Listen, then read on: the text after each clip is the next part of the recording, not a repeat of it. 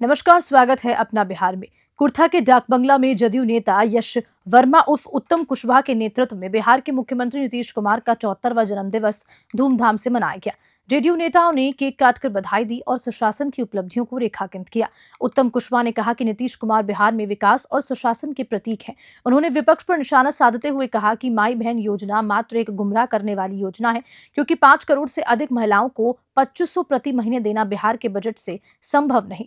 उन्होंने विश्वास जताया कि आगामी विधानसभा चुनावों में एनडीए फिर से सत्ता में लौटेगा। अरवल से रंजन कुमार की रिपोर्ट। नीतीश कुमार जी का 74वां जन्म दिवस विकास दिवस के रूप में हम लोग मना रहे हैं। नेता प्रतिपक्ष का कहना है कि से हमारी सरकार बनेगी तो मैं वही योजना के तहत हम 1500 रुपया लोगों को देंगे, 2500 रुपये देंगे। इस पर क्या कहेंगे आप? नेता प्रतिपक्ष यही ना कहते हैं। आप सवाल सही कहा है। उन्होंने 2500 रुपये का जो बात रखा है, देखिए यही कहते हैं कि लोग की स्थिति क्या होती है। बिहार को पढ़ा लिखा नेता चाहिए, 9वां फेल नहीं चाहिए। स्थिति क्या है आपको पता होना चाहिए। बिहार की जनसंख्या कितनी है? बिहार की जनसंख्या लगभग 12 करोड़ से अधिक है। अगर उसमें हम लोग अपने माताओं बहनों का काउंटिंग करें तो लगभग 5 करोड़ से एवं पहुंच जाएंगे। अब जितना 5 करोड़ महिलाएं इंटू कर लीजिए 2500 रुपया, उतना तो बिहार का बजटे नहीं है। यही स्थिति झारखंड में हुई है, वहां की स्थिति देख लीजिए। मोहाली पंजाब में रहने वाली नौसेना कमांडर की विधवा अनिमा कुमारी ने जिला पदाधिकारी कुमार गौरव को ईमेल के माध्यम से आग्रह किया कि उन्हें दिवंगत पति की पैतृक संपत्ति गया और अरवल में अविभाजित है और वे कानूनी लड़ाई लड़ने में असमर्थ हैं। जिला पदाधिकारी के निर्देश पर जिला बंदोबस्त पदाधिकारी प्रभात कुमार झा और उनकी टीम ने त्वरित कार्रवाई करते हुए भूमि की पहचान की और आवेदका के अधिकारों की रक्षा सुनिश्चित की। कुमारी को किसी कार्यालय के चक्कर नहीं काटने पड़े। न्याय मिलने पर उन्होंने अरवल पहुंचकर अधिकारियों को धन्यवाद ज्ञापित किया। अरवल से रंजन कुमार की रिपोर्ट। की मिसेस अमीना कुमार हैं ये लेट मनोज कुमार सिंह जी इनके हस्बैंड थे, जो नेवी ऑफिसर थे।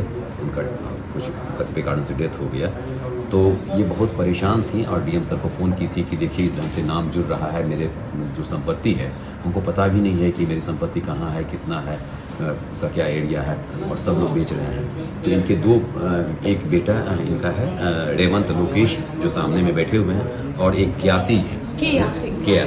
सिंह, तो ये लड़की है इनकी। तो सबसे पहले हम लोगों ने इनके जो उत्तराधिकार में जो इनका नाम था जुटना, जो स्वघोषणा पत्र जो होता है उसमें जो लोग दे देता है उसी को एक्सेप्ट करके फिर आगे होता है, फिर बाद में लोग चैलेंज करते हैं अगर यदि कुछ भूल सुधार हो। लेकिन हम लोग प्राइमरी स्टेज में ही ज्यों ही मैडम का फ़ोन आता है हम लोगों के पास में, डीएम सर के पास में, डीएम सर भी हमको बुलाए और डीएम सर के आदेश पर हम लोगों ने जो भी एक फ़ोन आया हम लोगों ने इसको इंटर किया। फिर इनके जो लोकल जो केयर टेकर हैं उनसे भी हम लोगों ने संपर्क किया और शायद 1 महीना भी नहीं लगा, तुरंत से इंटरैक्शन होने लगा और 1 महीने से भी कम समय में इन्होंने सारा कार्रवाई किया, सब डिटेल्स पता किए। जो चीज़ मुझे नहीं भी मालूम था वो भी इन्होंने बिल्कुल पता करके कंप्लीट पेपर वर्क करके मुझे भेज दिया।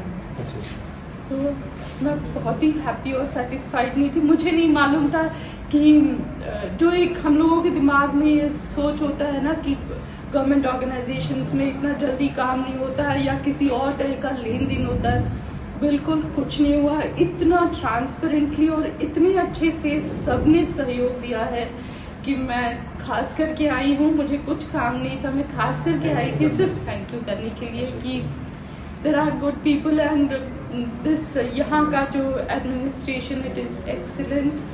सबका बहुत सपोर्ट है, बहुत साथ मिला है। बहड़िया थाना क्षेत्र के इंद्रपुर गांव में जमीनी विवाद को लेकर 2 पक्षों में मारपीट और फायरिंग की घटना सामने आई। इस घटना में गुलशन कुमार गंभीर रूप से घायल हो गए, जिन्हें बहड़िया रेफरल अस्पताल से रेफर कर दिया गया।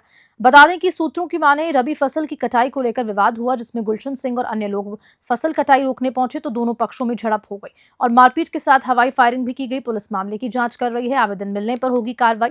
लखीसराय से संतोष कुमार गुप्ता की रिपोर्ट। मधुबनी से खबर, जहां जिला परिवहन पदाधिकारी के निर्देश पर जयनगर अनुमंडल पुलिस पदाधिकारी कार्यालय में सड़क सुरक्षा को लेकर कार्यशाला आयोजित की गई। इसमें ट्रैफिक डीएसपी सुजीत कुमार और जयनगर डीएसपी विप्लव कुमार ने 4 थानों के अपर थानाध्यक्षों को यातायात नियमों पर विस्तृत जानकारी दी। कार्यशाला में हेलमेट, सीट बेल्ट का उपयोग, ट्रैफिक लाइट, साइलेंस और साथ साथ इमरजेंसी सेवाओं के महत्व को समझाया गया। डीएसपी ने बताया कि सड़क दुर्घटनाओं को रोकने के लिए यातायात नियमों का पालन आवश्यक है और सभी को अपने परिवार व मित्रों को जागरूक करना चाहिए। मधुबनी से शादाब अख्तर की रिपोर्ट। मधुबनी जिला के पुलिस अधीक्षक महोदय के निर्देशानुसार आज यहाँ जयनगर अनुमंडल में हमारे अनुमंडल पुलिस पदाधिकारी विप्लव सर के पास एक छोटा सा कार्यशाला का आयोजन किया गया है, जिसमें इस अनुमंडल के पदाधिकारियों को और टेक्निकल ऑपरेटर्स को इस बात के लिए जागरूक किया जा रहा है और बताया जा रहा है कि सड़क सुरक्षा के तहत जो लोग घायल होते हैं, घायलों को मुआवजा कैसे दिया जाए, जल्दी से जल्दी मुआवजा कैसे बने, इसके लिए हमारे सरकारी तौर पर 2 ऐप बनाए गए हैं जो एक्सीडेंट से कंसर्निंग रिपोर्ट को वो देखते हैं। एक ऐप है जो कि IRAD के रूप में जाना जाता है, दूसरा ऐप है वो EDAR के रूप में जाना जाता है।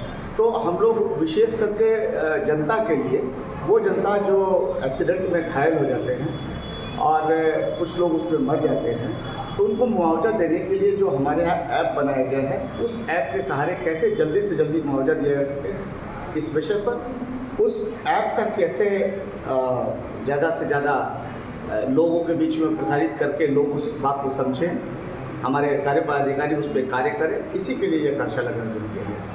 लखीसराय के डीएम मिथिलेश मिश्र ने प्रेस कॉन्फ्रेंस कर बताया कि सीएम नीतीश कुमार की 6 फरवरी की प्रगति यात्रा के दौरान जिले की 8 प्रमुख योजनाओं की सौगात मिली है। अब तक 10 अरब यानी कि 1000 करोड़ की योजनाओं को स्वीकृति मिल चुकी है। इन प्रमुख योजनाओं पर काम होगा ग्रीनफील्ड सड़क निर्माण और साथ साथ पचना रोड मोड़ से सरमेरा तक। और बता दें कि 481.83 करोड़ की लागत से सतसंडा पहाड़ पर विकास होगा, तो वहीं 6 करोड़ 83 लाख की लागत से कैफेटेरिया, प्रवेश द्वार, गार्ड रूम, शौचालय आदि का निर्माण किया जाएगा। तो वहीं लाली पहाड़ी स्मारक संरक्षण के लिए 29 करोड़ 28 लाख की लागत से राज्य स्तरीय स्मारक को संरक्षित किया जाएगा। सिरखंडी गांव में ग्रिड सबस्टेशन 142 करोड़ की लागत से, तो बहेड़िया नगर परिषद में ग्रिड सबस्टेशन 43 करोड़ 40 लाख की लागत से बनेगा। बीएनएस कॉलेज में मरांची गांव तक सड़क चौड़ीकरण 116 करोड़ की लागत से बनेगा। विकास कार्यों से जिले में बुनियादी ढांचे को मजबूती मिलेगी। लखीसराय से संतोष कुमार गुप्ता की रिपोर्ट।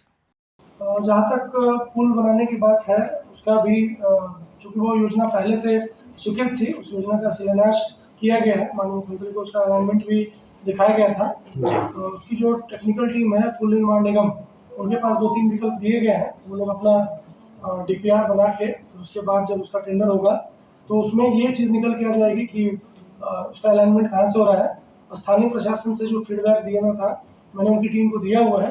एक बार उनका DPR फाइनल होता है तो स्थानीय जनता के बीच में भी हम लोग उसे रखेंगे ताकि उस पुल की कनेक्टिविटी इस प्रकार से हो ताकि अधिकाधिक लोगों को फायदा हो।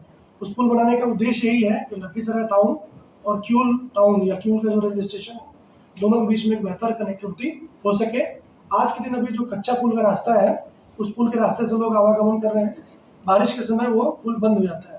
तो उसी के विकल्प के रूप में इस पुल को दिया गया है। इसका जैसे ही DPR और अलाइनमेंट फाइनल होता है, मैं इसकी सूचना आपको दे दूंगा।